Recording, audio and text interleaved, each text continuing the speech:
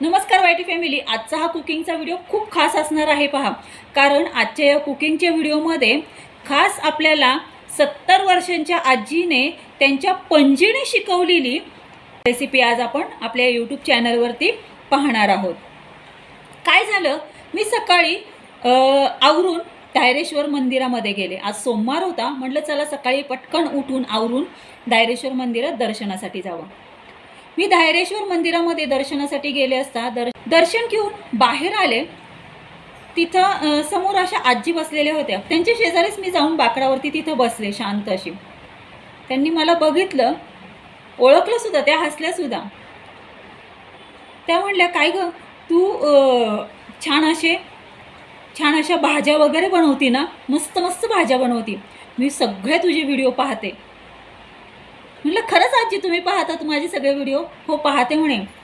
तुझे जे सगळे बाहेरचे जे फिरण्याचे जे व्हिडिओज आहेत, जे तुझे जे काय तू ग्रंथांवरती जे काय व्हिडिओ बनवलेत, परत तू जे काय ते नाचावरती व्हिडिओ बनवले, तू जे काय हसण्याचे व्हिडिओ बनवले, जे काय तू भाज्या वगैरे सगळे शिकवते, ते सगळं पाहते म्हणे मी अगदी पहिल्यापासून. म्हणजे तू जसं तुझा तो काय आत्ता नवीन तो आत्ता आलाय ना, काय ते म्हणतात ना, काय मुलांना सगळ्यांना आवडतं, तो तुझा पहिला व्हिडिओ, म्हणजे त्यांच्या ते लक्षात येत नव्हतं.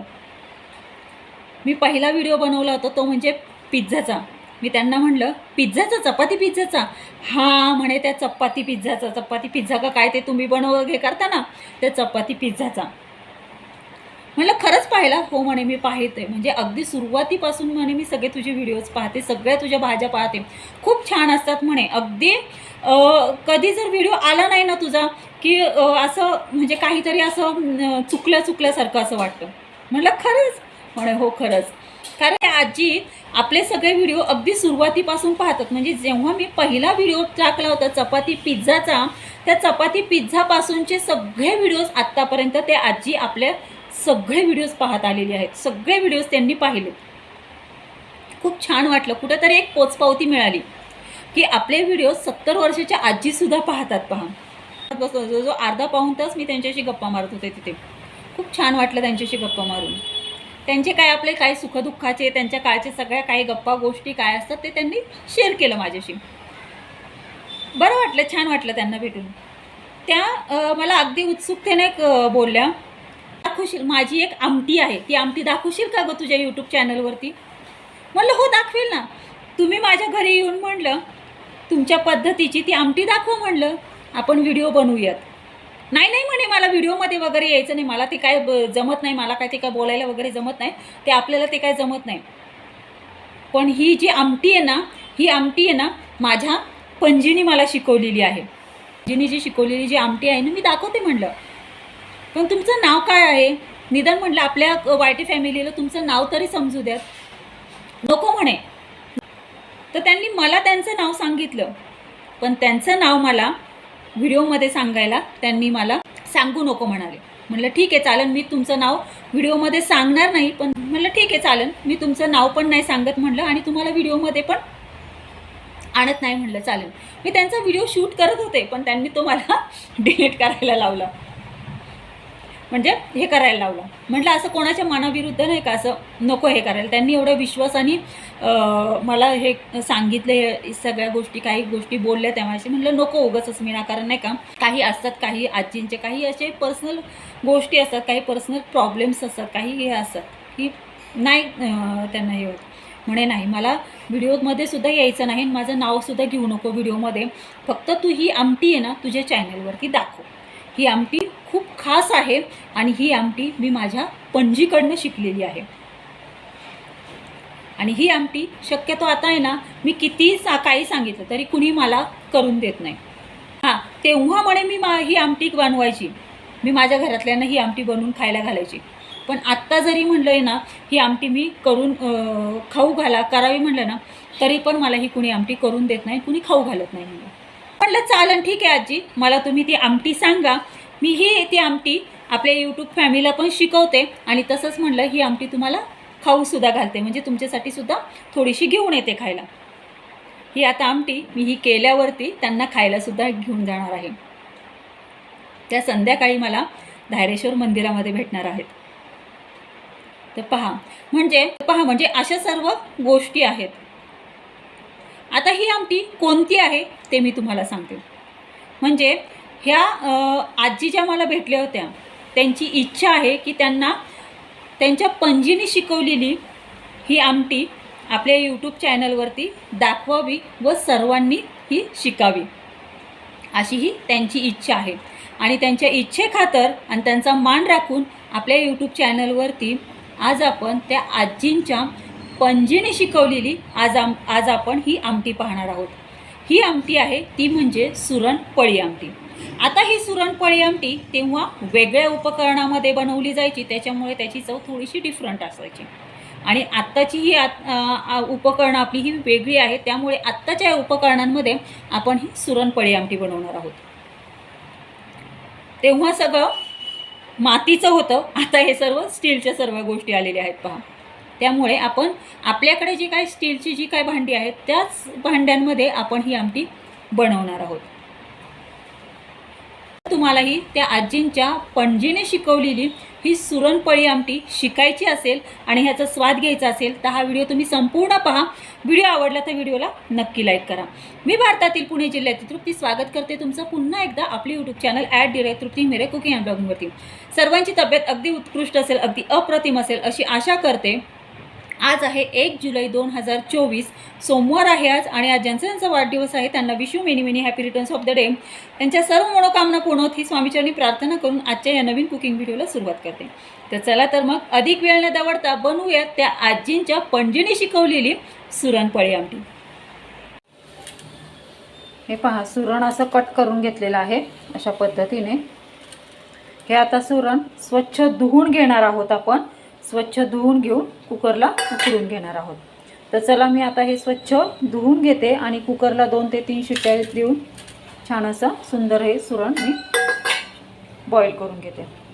विदाऊट पाणी घालता, म्हणजे फक्त हे धुवून घ्यायचं आहे आणि विदाऊट पाण्याचं कुकरला हे शिजवून घ्यायचं आहे. म्हणजे ह्याच्यात पाणी ॲड न करता कुकरला नुसतं स्टीम करून घ्यायचं आहे. तर चला मी आता प्रथम हे सुरण छान असं धुवून घेते आणि मग भेटते तुम्हाला. तर पहा, इथे हिरवे मूग घेतलेले आहेत, छान असे भिजवलेले नाही आहेत, असेच घ्यायचे आहेत. आता हे स्वच्छ छान असं 2 ते 3 पाण्याने धुवून घेते. तर पहा, अशा पद्धतीने हे सुरण आपण धुवून घेतलेलं आहे. ह्याला हळद आणि मीठ लावून, म्हणजे हळद मीठ लावलेलं आहे ह्याला.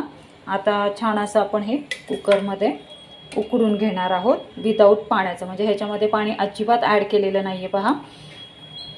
पाणी न ॲड करता आपण हे सुरण आणि हे हिरवे मूग कुकरमध्ये आपण 4 ते 5 शिट्ट्या देऊन हे शिजवून घेतलेलं आहे.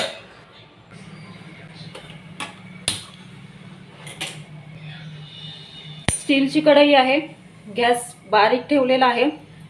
स्टीलची कढई जास्त तापायच्या आधीच तेल मी ह्याच्यामध्ये ॲड करत आहे.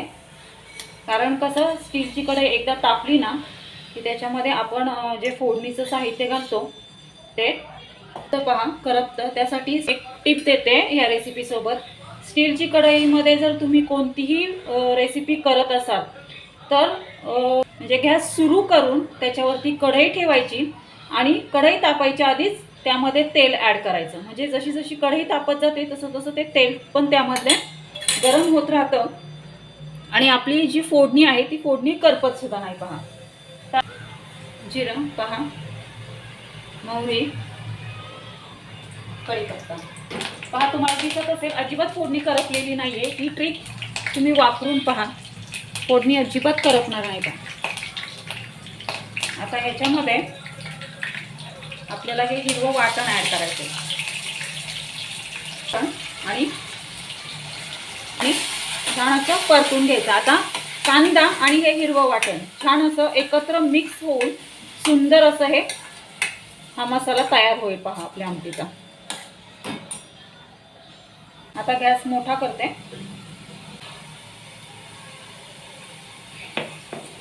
अद्रक लसूणची पेस्ट पहा, गॅस मी आता मोठा ठेवलेला आहे. अजिबात आपली फोडणी करपलेली नाहीये. हळद ॲड करायची. पाणी ॲड करायचं, जेणेकरून आपला हा मसाला करपला नाही गेला. आमसूल छान परतून घ्यायचं. ह्या हिरव्या मसाल्याचं वाटण आणि कांदा छान असा 5 मिनिटं छान असा तेलामध्ये परतून घ्यायचा. छान असा हा मसाला आता परतून झालेला आहे. आता आपण हे जे उकडलेले सुरण आहेत ना, हे सुरण ह्याच्यामध्ये ॲड करायचे आणि ह्या हिरव्या मसाल्यामध्ये छान असं हे सुरण 2 ते 3 मिनिटं छान असं परतून घ्यायचं आहे. आता हिरवे मूग ॲड केल्याच्यानंतर पुन्हा 2 ते 3 मिनिटं छान असं या मसाल्यामध्ये हिरवे मूग आणि हे सुरण परतून घ्यायचं आहे. मस्त झणझणीत होती. हिरव्या मिरचीचं वाटण आहे. हिरवी मिरची, खोबरं, लसूण, अद्रक असं वाटण तयार केलेलं आहे.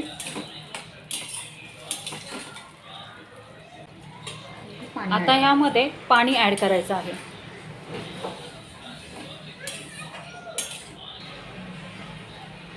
चवीसाठी मीठ घालायचं आहे. चवीसाठी मीठ घातल्याच्या नंतर वरून कसुरी मेथी ॲड करायची आहे. कसुरी मेथी. आता आमटीला छान अशी दणदणीत उकळी येऊन द्यायची आहे 5 मिनिटं.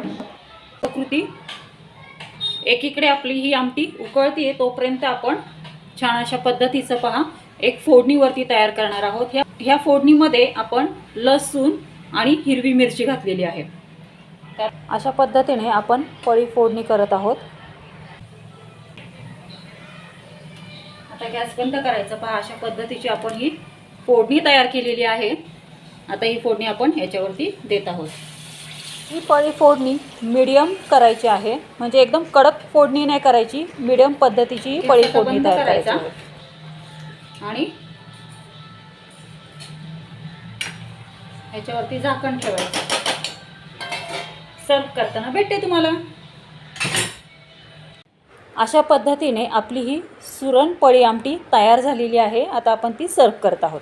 ही सुरण पळी आमटी तुम्ही कशासोबतही खाऊ शकता. भातासोबत, चपातीसोबत, भाकरीसोबत, कशासोबतही तुम्ही ही सर्व करू शकता.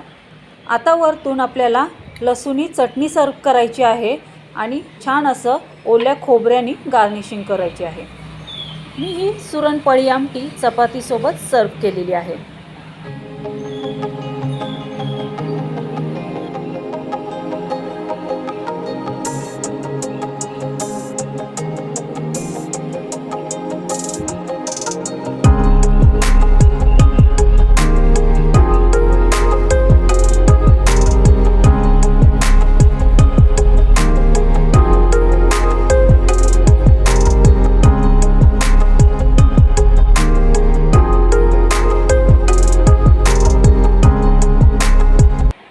पहा वायटी फॅमिली, अशा पद्धतीने त्या आजीच्या पणजीने त्यांना ही सुरण आमटी बनवायला शिकवलेली आहे. पहा अगदी त्याच पद्धतीने आपण ही सुरण पळी आमटी बनवलेली आहे. तर अशा पद्धतीने आपण ह्या आजींची अशी ही एक इच्छा पूर्ण केलेली आहे. आपल्या यूट्यूब चॅनलवरती त्यांच्या पणजीने त्यांना शिकवलेली सुरण पळी आमटी बनवून. तर वायटी फॅमिली, आवडला का तुम्हा सर्वांना आजचा कुकिंगचा व्हिडिओ? आजचा कुकिंगचा व्हिडिओ तुम्हाला आवडला असेल तर नक्की अशा पद्धतीने तुम्ही पण ही सुरणपोळी आमटी बनवून पहा. तुम्ही याचा स्वाद घ्या आणि घरातल्यांनाही याचा स्वाद घ्यायला द्या आणि मग मला कमेंटमध्ये कळवा की ह्या आजींच्या त्यांच्या पणजीने शिकवलेली त्यांना ही सुरणपोळी आमटी तुम्हाला कशी वाटली ते. वायटी फॅमिली, तुम्हाला असेच मस्त चमचमीत झणझणीत रेसिपी शिकायची असतील आणि यांचा स्वाद घ्यायचा असेल तर आपले यूट्यूब चॅनल @तृप्ती मेरे कुकिंग अँड ब्लॉगिंगला लाईक, शेअर आणि सबस्क्राईब करा. सबस्क्राईब करून ऑल बेल बटन प्रेस करा, म्हणजे जेव्हा माझी कुकिंग अँड ब्लॉगिंगचे व्हिडिओ पोस्ट होतात तेव्हा त्याचे नोटिफिकेशन तुम्हाला येईल आणि असेच मस्त चमचमीत झणझणीत रेसिपी तुम्हाला शिकायला मिळतील आणि त्यांचा स्वादही घ्यायला मिळेल.